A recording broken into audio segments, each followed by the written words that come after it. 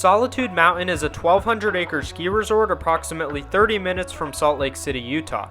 This mountain has gotten much more attention in recent years due to Icon Pass affiliation, marketing, and increased infrastructure. In this video, we'll discuss the pros and the cons of visiting Solitude for your next winter vacation. If you're new here, consider subscribing so you don't miss out on the new ski and bike content. Whenever I ski a new mountain and get a good feel for the experience, I rate 10 different categories from pricing to snow to scenery. I'll refrain from rating the mountain on a scale of 100 to avoid comparisons, but I'll still discuss all of the usual elements. I'd like to start by saying I have a much more positive impression of Solitude than most, despite visiting during some of the worst conditions of the 23 and 24 ski season. With that, let's get right into it. Let me introduce you to the basic layout of the Cottonwood Canyons for some geographical background on the area. Big Cottonwood is north of Little Cottonwood, consisting of Solitude first, then Brighton, while Little Cottonwood is south, home to Snowbird and then Alta. Just a short 30-minute drive from Salt Lake, Solitude is incredibly easy to access 80% of the time. However, the resort sees significantly higher snow totals than neighboring Park City and Deer Valley, meaning commuting from the city can be a pain sometimes. Big Cottonwood Canyon Road is steep and windy, and although not as bad as Alta and Snowbird, the traction law can go into effect and make commuting difficult and restrictive. More travel information is available in the description, and I encourage you to follow the link below if you're concerned about road conditions during your trip. Brighton also offers night skiing, staying open later than Solitude.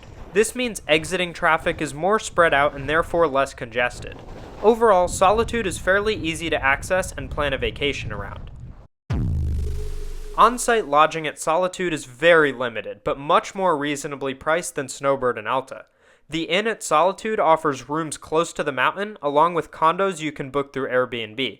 Solitude has a village at the base that is much more impressive than any other Cottonwood mountain, but doesn't compare with destinations like Park City or Whistler.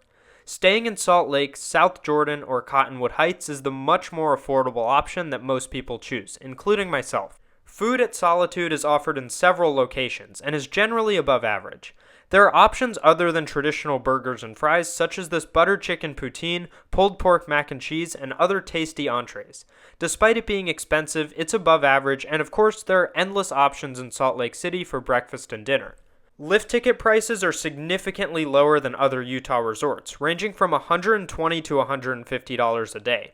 However, expensive food, paid parking, and few advantages for booking in advance detract from having great prices. Getting around Solitude is very simple thanks to the narrow, tall layout. The mountain has distinguished pods that make lapping beginner, intermediate, and some advanced terrain very straightforward. Transitioning between these areas is also easy and doesn't require intermediate lifts. The mountain is mostly split with easier terrain at the bottom and expert terrain at the summit and in Honeycomb Canyon. The farthest left pod is called Sunrise, hosting blue cruisers that vary in difficulty. Most people prefer the Apex pod though, which is directly to the right and where the village base is located.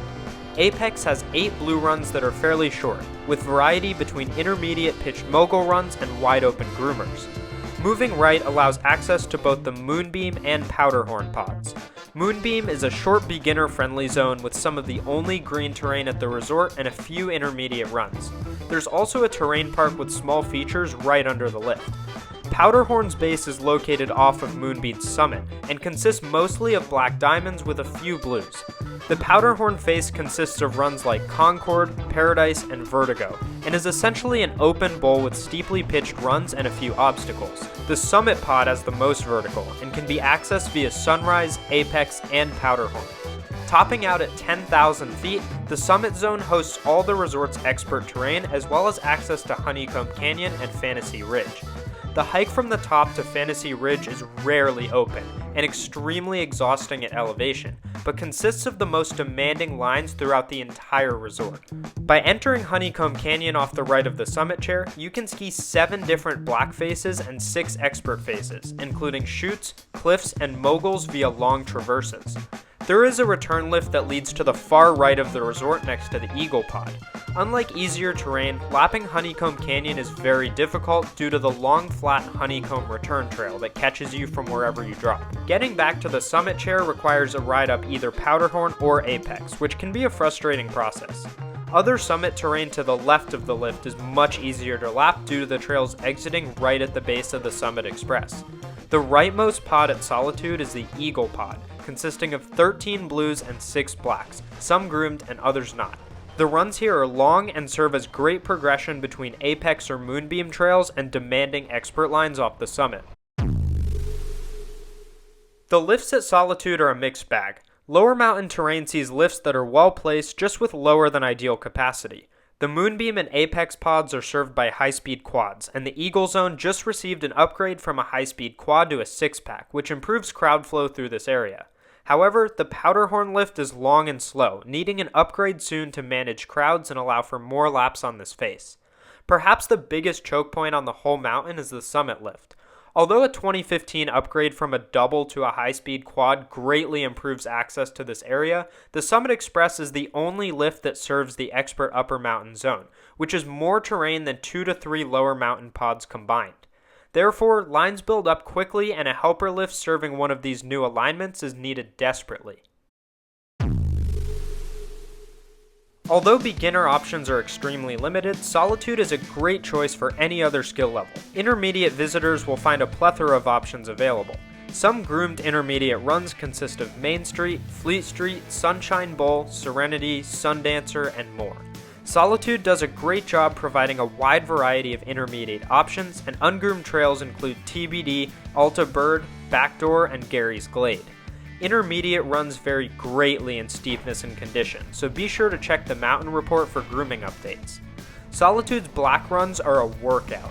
Although some runs such as Challenger, Inspiration, and Diamond Lame receive grooming, most blacks such as Concord, Paradise, Vertigo, Black Forest, and Rumble remain ungroomed and feature very lengthy mogul descents that give you a huge leg workout. The mountain has great variety of single blacks, and advanced visitors will feel at home skiing this mountain. Solitude also happens to be an expert's paradise. Although lapping Honeycomb Canyon is tough, the runs here are steep with chutes and cliffs that are rare at many other mountains. The traverse to Headwall Forest and Evergreen Chutes opens up even more steep terrain that requires extreme skill to ski. With the amazing snow this mountain receives, the expert terrain is unmatched by most resorts outside the Cottonwoods. Solitude also has a modestly sized terrain park with jumps, boxes, and rails that fit freestyle progression well. On top of having strong terrain diversity, Solitude has some of the best snow in the world. Although Alta, Snowbird, and Brighton are a little bit more impressive, you can't really beat the snow here anywhere else. The mountain has extremely high average snowfall totals, around 500 inches each year, and received 816 inches 2 years ago. The snow is very dry and allows for blower powder days very frequently. Even days or weeks after a storm, the light snow forms chalk, which is super fun to ski through.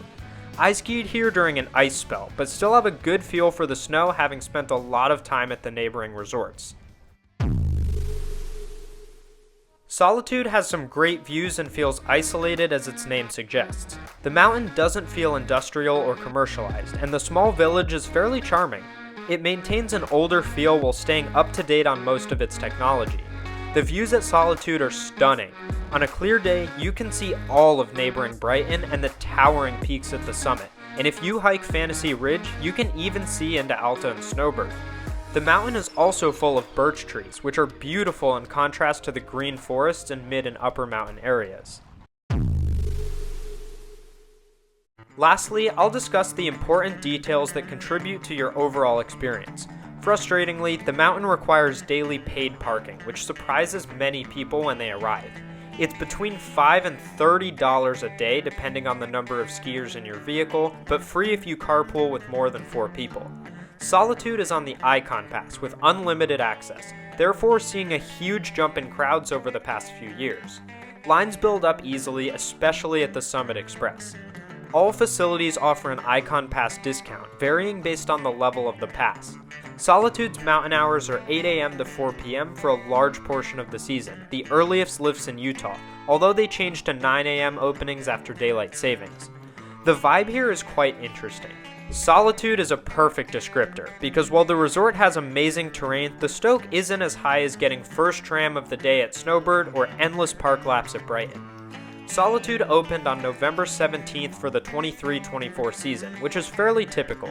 The most reliable time to book a vacation is either February or March for the most open terrain and optimal conditions. The mountain faces less wind exposure than places like Snowbird and is generally fairly resilient against poor conditions. Overall, I had a great time skiing Solitude for a few days, and I highly recommend visiting if you're an intermediate, advanced, or expert skier. In my opinion, I prefer both Alta and Snowbird, but would take Solitude over Brighton. That wraps up this mountain review, and if you have any additional questions, please leave those below and I'll respond to you. Thanks for watching, and I'll see you all next time.